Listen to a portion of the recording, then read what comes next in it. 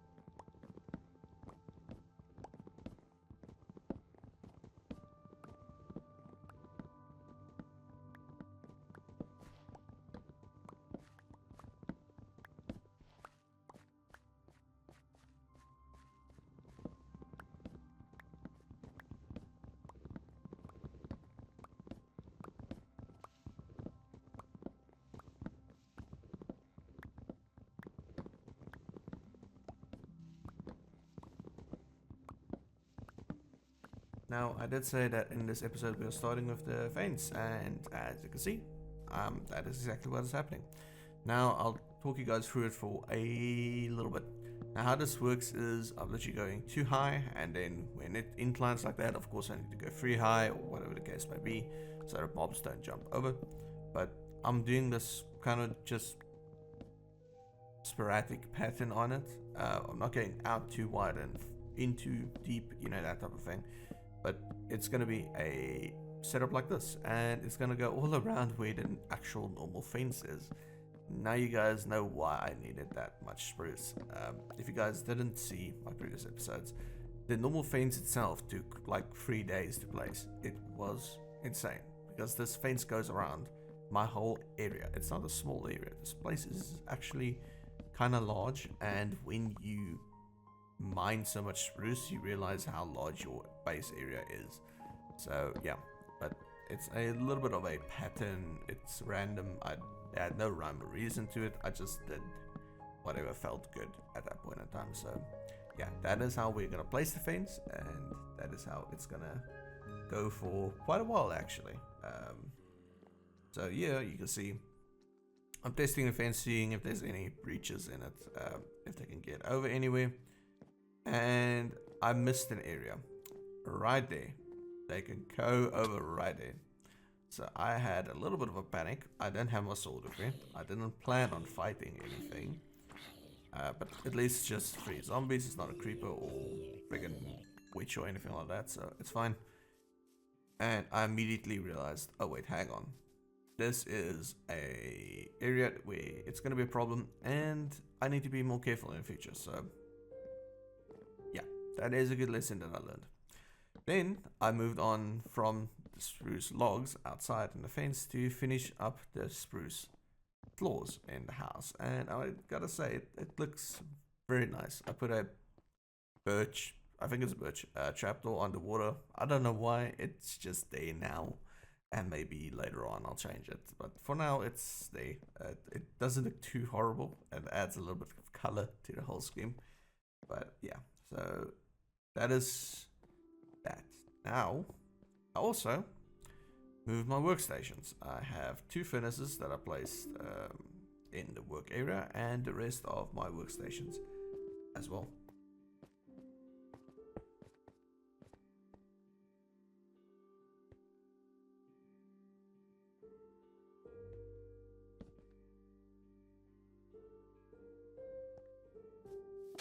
Okay, so the next segment is going to be a long one, okay?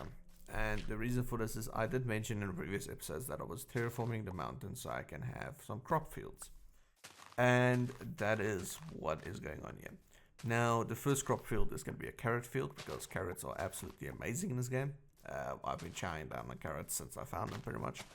And so yeah, the first one is going to be a crop field. So, or well, a carrot crop field.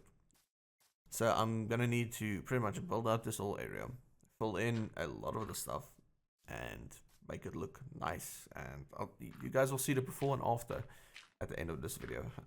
I'll just go over this footage in a little bit as well, but this is a very long segment of me trying to build a whole mountain for my crops.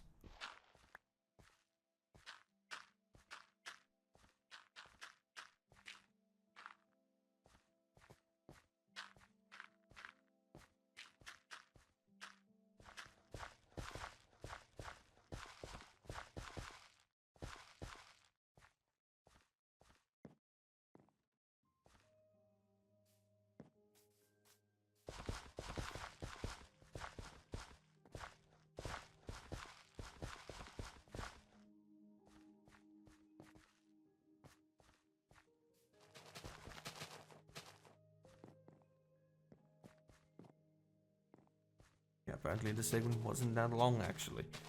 I just saw it on the timer, but that's fine. Luckily it's not too long. But yeah, so this is pretty much what I'm going for. I don't like the square crop fields, it looks odd. So yeah, carrots all the way, and it looks good. So after that I went and did more of the fence. There's a in-between thing here where if I get bored of working on the fence, I go work on something else. And then when I get bored of that, or I'm done with that, I come and work on the fence again. Otherwise, I'm never gonna get this fence done. This thing is a absolutely gigantic project. One of the biggest I've done when it comes to Minecraft. So yeah, it is actually quite time consuming to do.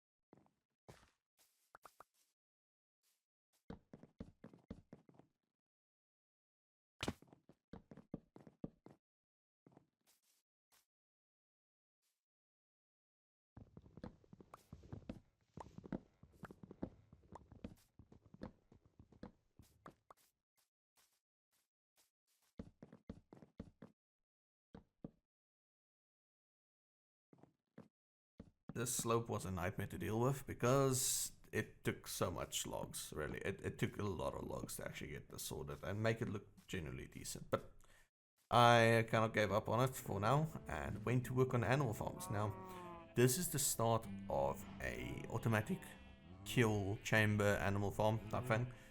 It's actually a build by Silent Whisperer again. I like his YouTube tutorials because it is bedrock and he has made YouTube tutorials for like 6 years now, so, or something like that. It's ridiculous. So yeah, his stuff always works. Never have I actually built something of his that didn't work. And if something does need changes, he actually does update it in his descriptions and stuff like that. So your builds are always up to date pretty much. But yeah, so I'm pretty sure everybody is familiar with the automatic kill chamber for cows and sheep and stuff like that. So yeah, I'm not going to go into too much depth, but I'll show you guys the process of me building it.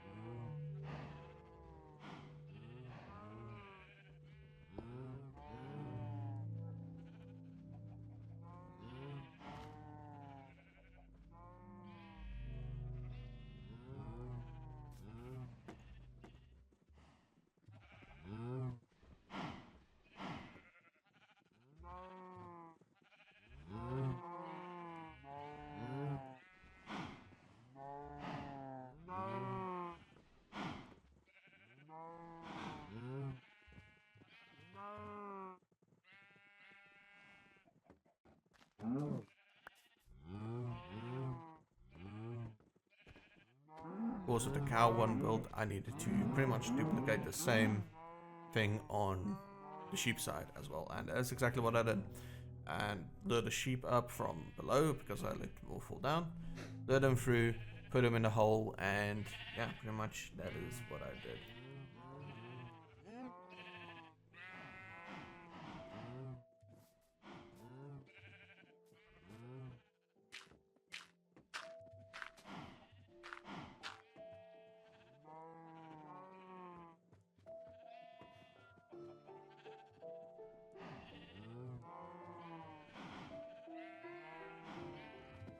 This is just the start of the second part of the kill chamber. What I'm doing is I'm kind of building it backwards. You're supposed to build it from the ground up. I'm building it from the top down. And that's just because of, well, how my thing is built. And not only that, I wanted it to look generally okay-ish on top. I don't want this massive structure to peek out, so yeah. So this is me trying to fill in more of the mountain to make it look a little bit better. And also, this is the start of the wheat farm, as I'm gonna do the wheat farm below my carrot farm, and you guys will see it actually looks quite good when it's done.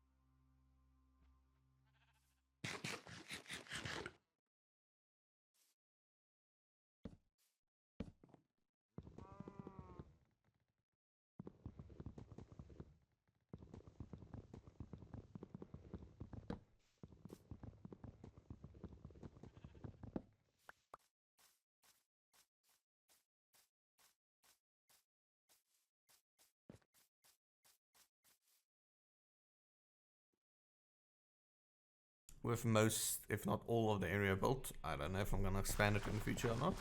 It was actually time to plant the seeds and get this crop farm going. So yeah, it was a tedious job to do. Building a farm on the side of a mountain is tricky in and of its own right because of the fact that it is quite difficult to navigate it.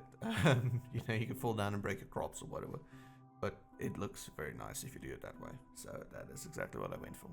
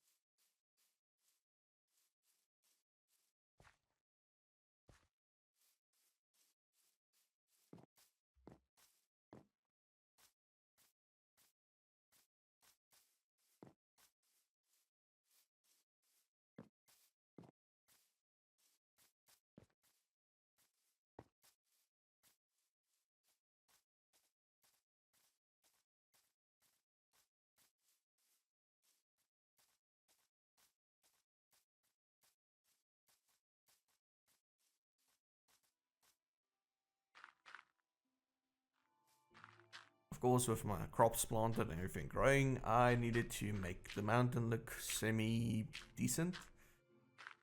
This mountain is very awkward because you can't really build anything on it. It has no real plateaus or anything.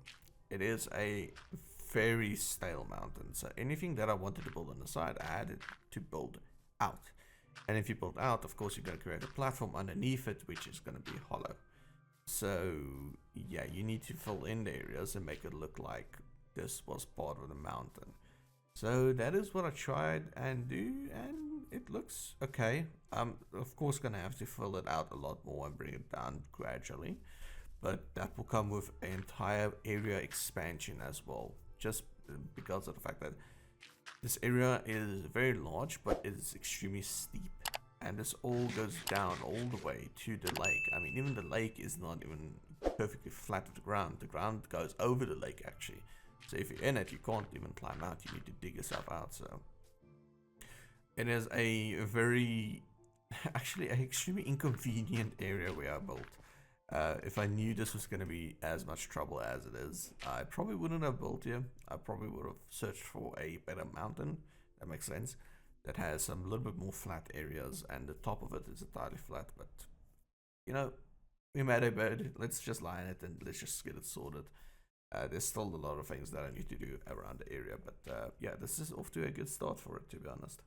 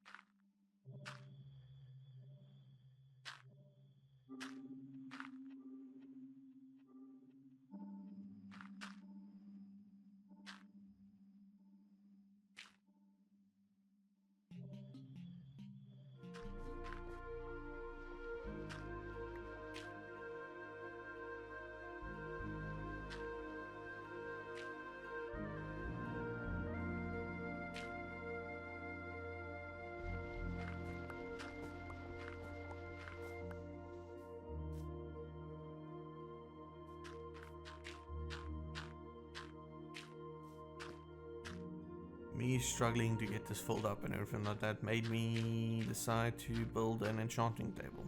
Yes, please tell me how those two correlate to one another, but that is exactly what I did in the next couple of minutes. I built an enchanting table, so I mean, why not?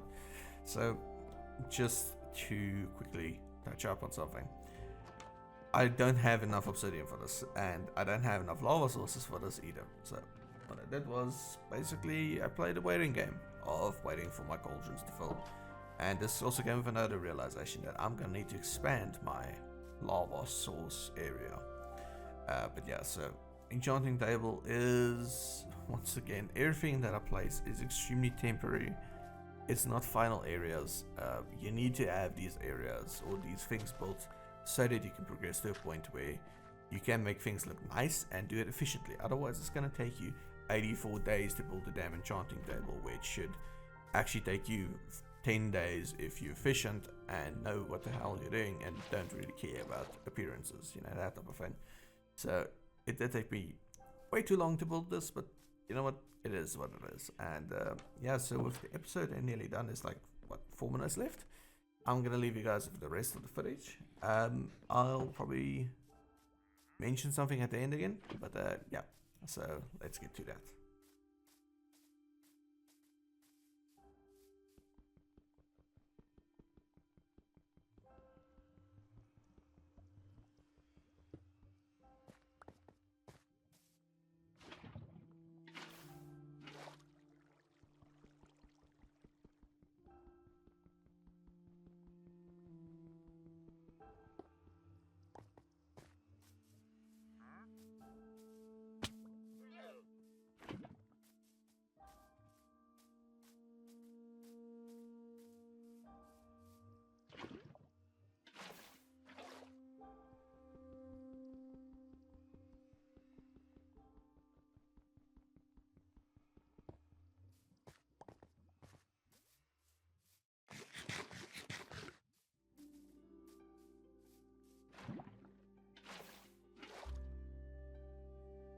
So I just needed one last piece of obsidian, and that is exactly what this is. Now, of course, I don't have any bookshelves for my enchanting table, so I need to get that done as well. But you know what, for now, that's fine. We got the enchanting table, well, on my way to make it, and yeah, I'll show you guys the crop fields before and after as well. But other than that, thank you all for watching, I really do appreciate it. Hope you all enjoyed, really, I did. And if you did, remember to hit the subscribe button. It really does help me out a lot. It makes me feel very nice, very happy. So yeah, thank you all again for watching. I hope that you enjoy your day. Hope it's fantastic. And I'll see you all again in the next episode. Peace out.